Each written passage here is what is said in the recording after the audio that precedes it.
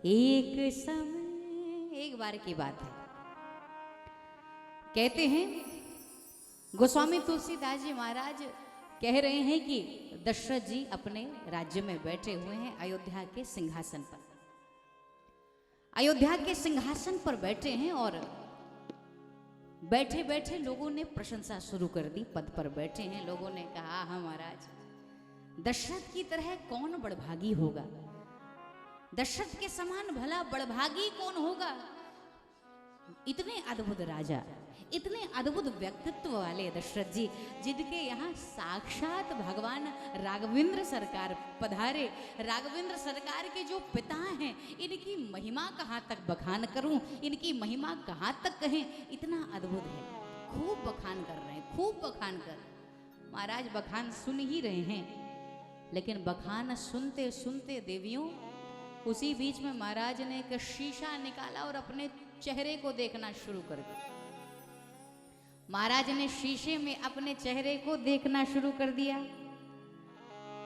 ये बात जो कई लोग कहते हैं ये कोई ठीक लग रही है बात। अब कोई इधर उधर शीशा देखे तो बात अच्छी लगती है, लेकिन राजनीति के क्षेत्र में इतने बड़े पद पर बैठकर कोई व्यक्ति प्रजाजनों के सामने बैठकर शीशा ठीक करे, थोड़ा बाल वाल ठीक करे तो अच्छा लगता है। किसी ने कहा क्या दशरथ जी यही मर्यादा से चूक गए क्या।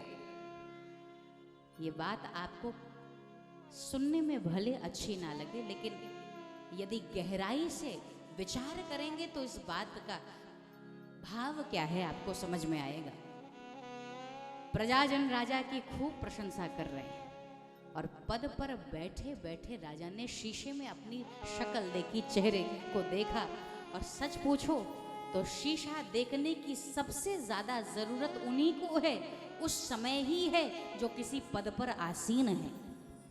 सबसे ज्यादा उसी समय जरूरत है जब आप पद पर बैठे हो। शीशा देखना यानी आत्म अवलोकन करना, स्वयं के बारे में जानना, अपने आप को समझना।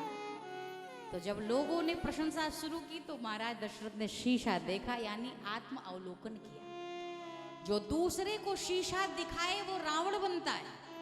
जो दूसरे को शीशा दिखाए, कई लोग दूसरे को ही ठीक करने में परेशान रहते, लेकिन मानस की कथा कहती है कि भैया खुद में सुधार होना चाहिए। शीशा देखो यानी आत्म सुधार।